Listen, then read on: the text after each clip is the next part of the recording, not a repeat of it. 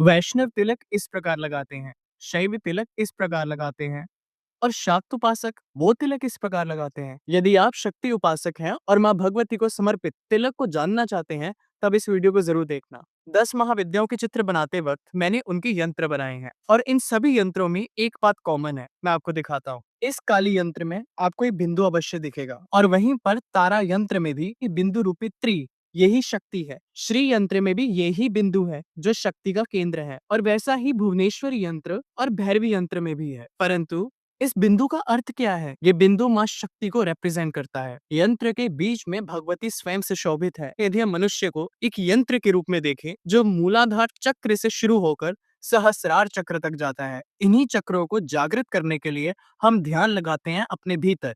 भीतर को ध्यान लगाना ही पर ब्रह्म पराशक्ति को अनुभव करना है, जो हम करते हैं अपने आज्ञा चक्र पर ध्यान को केंद्रित करके। यदि आप अपने ध्यान को आज्ञा चक्र पर केंद्रित करें, अपने शरीर की सारी ऊर्जा को अपने आज्ञा चक्र पर लेकर आएं और इसके मध्य में आज्ञा चक्र को केंद्रित करके तिलक लगाएं, जो बिंदु रूप में होगा वो ही आपके आज्ञा चक्र की जागृति है। ये तिलक ही हमें सहस्रार रूपी महाबिंदु के दर्शन करवाएगा। शाक्तनंद तिरंगनी के अनुसार जो ब्रह्मानंद गिरी जी के द्वारा रचित है, उसमें रक्त चंदन का तिलक ही देवी को माननीय बताया गया है। शाक्तनंद तिरंगनी के अनुसार हम शस्त्राकार तिलक भी लगा सकते हैं, जिसमें जिस देवी का हम ध्यान करते हैं, मानो हम माँ काली का ध्यान कर रहे हैं, तो उनका खड़ग हमें पूर्व बनाना होगा, फिर उसके ऊपर बिंदु रूप तिलक लगाकर हम उसे लॉक कर सकते हैं। तारा बीज या शक्ति बीज भी दिया जाता है। ये सारी विधि गुरु के द्वारा बताई जाती है, परंतु यदि आपके गुरु नहीं है तब आप सिंपल बिंदु रूपी तिलक लगा सकते हैं, जो आज्ञा चक्र अर्थात त्रिनेत्र का रूप है, और इसी से हम आगे सहस्रार चक्र तक ध्यान लगा सकते हैं।